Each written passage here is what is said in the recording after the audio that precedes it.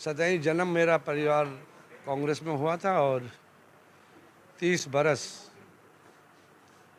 कांग्रेस में 4 बार मैं member parliament रहा, 4 बार एआईसीसी का सेक्रेटरी रहा और पूरे देश में पार्टी का काम किया।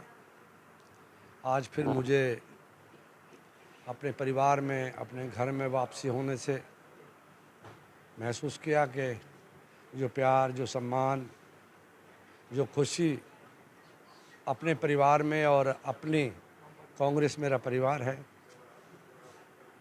सर, अचानक इस हृदय परिवर्तन की वजह?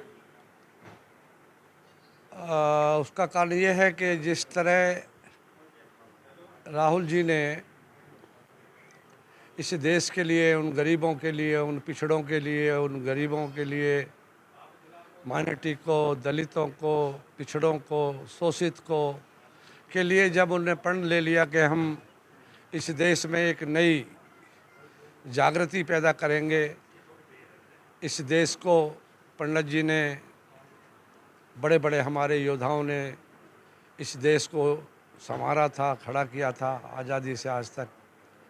अब कुछ लोग हैं जो निजी विचारधाराओं के हैं, उनकी विचारधाराओं से एक बार तो देश भी प्रभावित हुआ और मैं स्वयं भी प्रभावित हुआ कि न जाने ये विचारधारा इस देश को कुछ आगे ले जाएगी, सारे वर्ग समुदायों को। लेकिन वहाँ की विचारधारा और कांग्रेस की विचारधारा कहीं मेल नहीं खाती थी। उनकी विचारधारा है संघ की और बीजेपी की जो विचारधारा है वो एक वर्ग विशेष और एक मिशन के लोगों को लेकर आगे बढ़ना चाहते हैं।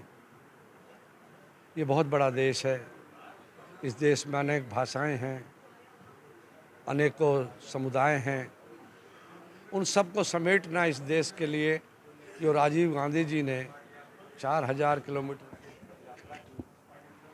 उन्होंने पूरे देश की ज़मीनी हकीकत को पहचाना और पढ़ा, और वो ताकत जो आज राहुल गांधी जी में है, वो देश की जनता ने, करोड़ों लोगों ने उनको वो ताकत, वो विश्वास और उनमें जो परिवर्तन लाने के लिए और देश को मजबूत करने के लिए, सारे वर्गों को आगे बढ़ाने के लिए जो विश्वास दिया है जनता ने, उस परिवर्तन में पूरे देश में परिवर्तन है। और ये तो हमारा देश है, हमारा प्रदेश है। इसमें इस फरीदाबाद में मैं जन्मा हूँ। इस फरीदाबाद में कि जन जन ने मुझे बहुत प्यार और सम्मान दिया है। 4 बार मुझे लोकसभा में जिता कर भेजा है। यहाँ जब पार्टीशन के वक्त भी अगर इस फरीदाबाद की कोई पहचान है तो पंडित जवाहरलाल नेहरू जी की है। ये पीछे फ़ोटो देख सकते हैं।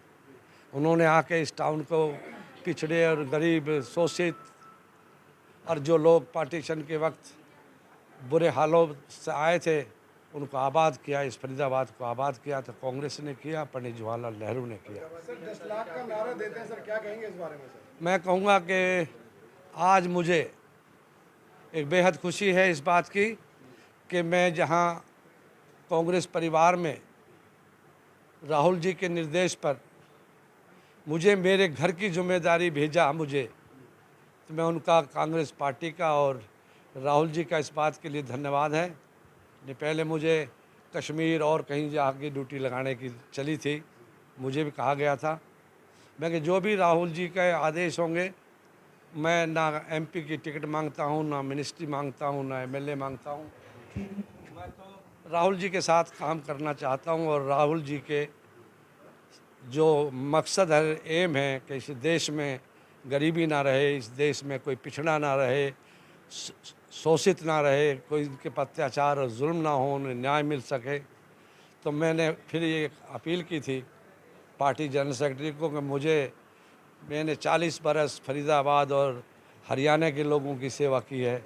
मैं मिनिस्टर भी रहा, मैं चेयरमैन भी रहा और मैंने इस फरीदाबाद के यूथ कांग्रेस के प्रेसिडेंट से मेरा जन्म हुआ था कांग्रेस में।